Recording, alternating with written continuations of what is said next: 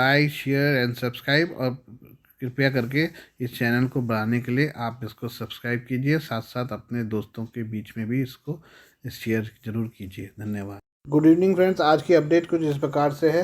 कंगाल हो चुका पाकिस्तान इस समय भयानक आर्थिक संकट से जूझ रहा है और देश के डिफ़ॉल्ट होने का खतरा मंडरा रहा है। पाकिस्तान का विदेशी मुद्रा भंडार जहां रिकॉर्ड लेवल को छू रहा है, वहीं देश को IMF से कर्ज मिलने के आसार दूर दूर तक नजर नहीं आ रहे हैं। इस महासंकट से उबरने के लिए पाकिस्तान के अंबानी कहे जाने वाले अरबपति मियां माशा ने भारत के साथ व्यापार शुरू करने की अपील की थी और कहा था कि इससे काफ़ी मुश्किल आसान हो जाएगी। इस अपील को अब पाकिस्तान की विदेश राज्य मंत्री हिना रब्बानी खर ने खारिज कर दिया है और कहा है कि मोदी के भारत से कोई व्यापार शुरू नहीं होगा। हिना रब्बानी ने अमेरिकी वेबसाइट पॉलिटिको को दिए इंटरव्यू में कहा कि पाकिस्तान भारत के साथ व्यापार का स्वागत करेगा, लेकिन मोदी सरकार के साथ खराब संबंधों के कारण अभी इसकी कोई संभावना नहीं है। भारत और पाकिस्तान के बीच प्रत्यक्ष रूप से व्यापार साल 2019 से ही बंद है, लेकिन अप्रत्यक्ष रूप से यह जारी है। अप्रैल 2022 से दिसंबर के बीच में दोनों देशों में अप्रत्यक्ष व्यापार 1.35 अरब डॉलर था। हिना रब्बानी ने कहा कि वह दोनों देशों के बीच संबंधों को बहाल करने के लिए व्यापार शुरू करने की समर्थक थी, लेकिन नई दिल्ली में एक हिंदू राष्ट्रवादी सरकार के साथ काम करना असंभव है। पाकिस्तानी मंत्री ने जहर उगलते हुए कहा कि भारत की हिंदू राष्ट्रवादी सरकार हिंदुओं और मुस्लिमों के नाम पर देश को बांट रही है। हिना ने कहा कि भारत संग व्यापार शुरू करने की कोई संभावना नहीं है। उन्होंने यहाँ तक आरोप लगाया कि बीजेपी सरकार तनाव को भड़का रही है। हिना रब्बानी ने कहा कि भारत अगर अपने रुख को बदलता है तो उनका देश पाकिस्तानी बातचीत को फिर से शुरू करने के लिए तैयार है। हिना जहां बातचीत की बात कर रही है, वहीं उनके विदेश मंत्री बिलावल भारत के खिलाफ लगातार जहर उगल रहे हैं। भारत ने साफ कर दिया कि पाकिस्तान को बातचीत शुरू करने से पहले आतंकी गुटों के खिलाफ कदम उठाना होगा। इससे पहले पाकिस्तान के अरबपति मियां माशा ने पाकिस्तान सरकार से अपील की थी कि भारत के साथ व्यापार को फिर से शुरू करे। उन्होंने कहा कि भारत हमें कई ऐसी चीज़ें दे सकता है जिससे देश में महंगाई कम होगी। पाकिस्तान भी भारत को निर्यात करके पैसे कमा सकता है। आइए दूसरी खबर भी पाकिस्तान की है, इस पर बात कर लें हम।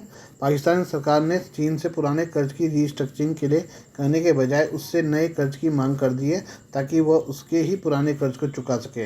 अंतर्राष्ट्रीय मुद्रा कोष IMF ने पाकिस्तान से कहा था कि वह द्विपक्षीय कर्जदाताओं से कर्ज रीस्ट्रक्चरिंग करने को कहे। इसका मतलब कर्ज के रूप में दी गई रकम में एक हिस्से की माफ़ी और बाकी कर्ज लौटने की समय सीमा में रियायत है। 2 रोज़ पहले पाकिस्तान के वित्त मंत्री इशाक डार ने एक प्रेस कॉन्फ्रेंस में कहा था कि पाकिस्तान सरकार विदेशी कर्ज की रीस्ट्रक्चरिंग के लिए बातचीत अब प्राथमिकता के आधार पर शुरू करेगी। अब खबर है कि चीन से उसने मैच्योर हो रहे 1.3 बिलियन डॉलर कर्ज को चुकाने के लिए चीन से नई सहायता मांगी है। वित्त मंत्री डार ने इस्लामाबाद स्थित चीनी दूतावास में वित्तीय मामलों के प्रभारी पांग चुनसुए से यह मुलाकात की। इसी दौरान उन्हें 2 चीनी कर्जों को चुकाने के लिए नई वित्तीय सहायता मांगी। ये दोनों ऋण अगले 2 से 3 हफ्तों के अंदर मैच्योर होने वाले हैं। पर्यवेक्षकों के मुताबिक चीन के सामने इस गुहार का मतलब है कि पाकिस्तान सरकार का IMF से ऋण मिलने का भरोसा अब पूरी तरह टूट चुका है।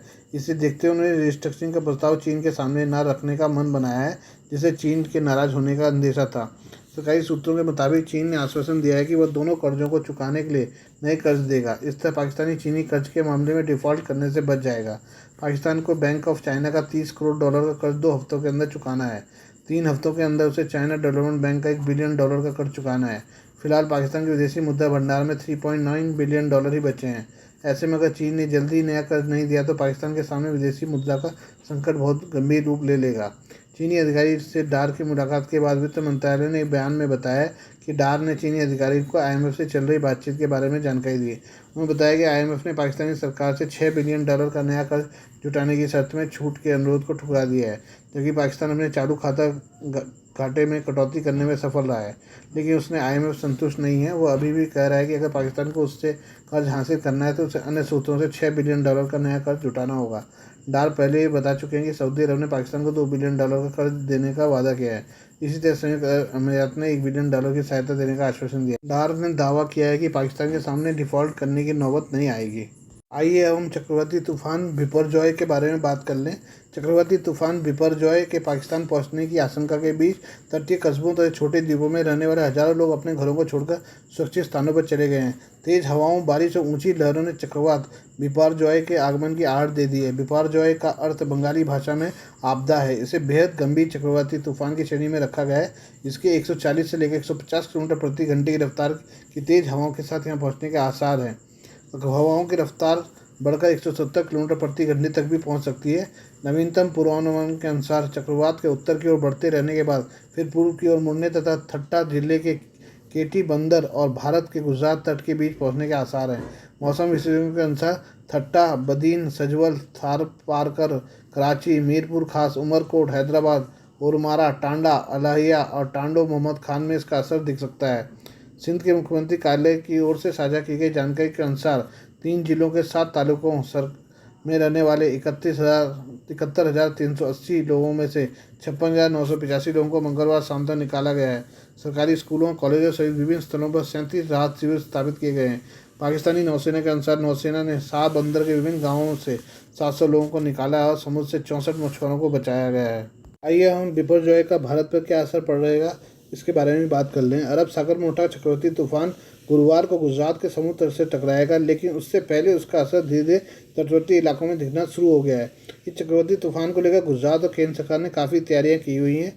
मंगलवार को गृह मंत्री अमित शाह ने इस तूफान के मद्देनजर गुजरात के मुख्यमंत्री और आपदा प्रबंधन की एजेंसियों के साथ समीक्षा बैठक की थी। गुजरात के तटीय क्षेत्रों, सौराष्ट्र और कच्छ से अब तक सरकारी एजेंसियों ने 30,000 से अधिक लोगों को शेल्टर होम्स में पहुंचा दिया है। वहीं अभी भी लोगों को शेल्टर होम्स में भेजा जा रहा है। गुरुवार की शाम तक इस तूफान से जाखू तट पर पहुंचने का अनुमान है। इस समय 125 से 135 किलोमीटर प्रति घंटे की रफ्तार से हवाएं चलने का अनुमान है। माना जा रहा है कि ज़मीन पर पहुंचने के बाद हवा की रफ्तार 150 किलोमीटर प्रति घंटा तक हो सकती है। 15 जून की शाम को गुजरात के मांडवी जिले के अलावा पाकिस्तान के कराची में भी इस तूफान का असर देखने को मिलेगा। इसके अलावा भारत के गुजरात में कच्छ, देवभूमि, द्वारका, पोरबंदर, जामनगर, मोरबी, जूनागढ़, राजकोट जिले में भी इस तूफान का असर होगा। मौसम विज्ञान विभाग का कहना है कि कच्चे मकानों के साथ साथ कुछ पक्के मकान भी इसमें तबाह हो सकते हैं और इसकी वजह से अधिक नुकसान होने की आशंका है। इसके अलावा बिजली, टेलीफोन लाइन या खंभे उखड़ सकते हैं। साथ ही खेती, पेड़ पौधों और बागान को नुकसान पहुंचने की आशंका है। 15 जून की शाम को ही तूफान के साथ तेज बारिश आने का अनुमान है। मौसम विभाग के प्रमुख मृत्युंजय मोहपात्रा ने कहा है कि चक्रवाती तूफान के कारण 20 सेंटीमीटर तक तेज बारिश हो सकती है। साथ ही समुद्र में 6 मीटर तक ऊंची लहरें आ सकती हैं। ये बारिश सौराष्ट्र के जिलों के साथ साथ उत्तरी गुजरात क्षेत्र तक हो सकती है। मोहपात्रा ने कई इलाकों में बाढ़ आने की भी चेतावनी दी है। उन्होंने कहा कि हमें हैरत नहीं होगी अगर इन इलाकों में 25 सेंटीमीटर तक भी बारिश हो। आमतौर पर इस क्षेत्र में साल के इस समय में इतनी बारिश नहीं होती है। इस वजह से निचले इलाकों में बाढ़ आने का भी खतरा है। चक्रवाती तूफान के मद्देनजर पश्चिमी रेलवे ने 15 जून तक तकरीबन 95 से अधिक ट्रेनों को यहाँ तो रद्द कर दी है या उनकी दूरी कम कर दी है। ये वो ट्रेनें हैं जो तूफान से टकराने वाले जिलों से चलती हैं या वहाँ पहुँचती हैं या फिर वहाँ से गुजरती हैं। इन ट्रेनों में बांद्रा टर्मिनस, भुज, कच्छ एक्सप्रेस, पोरबंदर दिल्ली सराय रोहिल्ला एक्सप्रेस और पोरबंदर सिकंदराबाद एक्सप्रेस जैसी ट्रेनें शामिल है। वहीं गुजरात सरकार ने एहतियाती कदम उठाते हुए स्कूलों को 15 जून तक बंद कर दिया है। कांडा, जाखो समेत कच्छ की खाड़ी में बंदरगाहों को भी बंद कर दिया गया है। Gujarat state road transport corporation ने कई रूटों पर अपनी सेवाएं रद्द कर दी हैं। राज्य में मौजूद केंद्रीय स्वास्थ्य मंत्री मनसुख मांडविया ने बताया कि वन विभाग ने बड़े पेड़ों को काट दिया है ताकि वो तूफान में उखड़कर नुकसान न पहुंचाए। एनडीआरएफ और एसडीआरएफ की दो टीमें तैनात हो गई हैं। वहीं मांडविया ने बताया कि किसी भी तरह के राहत और बचाव कार्य के लिए सेना, वायुसेना और नौसेना और भारतीय कोस्ट गार्ड तैयार है। उन्होंने मंगलवार को भुज में मिलिट्री स्टेशन का दौरा किया और सेना की तैयारियों का जायजा लिया। वहीं भारतीय कोस्ट गार्ड के उत्तर पश्चिमी क्षेत्रीय मुख्यालय ने ऑयल ड्रिलिंग शिप की सिंगापुर से 50 लोगों को बाहर निकालने का अभियान शुरू किया है। यह ड्रिलिंग शिप देवभूमि द्वारका से 25 मील दूर समुद्र में है। बिपरजॉय के कारण खराब होते हालात के मद्देनजर कोस्ट गार्ड ने अपने एडवांस लाइट हेलीकॉप्टर MK3 को लगाया है। यह हेलीकॉप्टर जहाज के कर्मचारियों को ओखा तक आज के लिए बस इतना ही। बाकी मिलते हैं कल आपसे नई खबरों के साथ। धन्यवाद।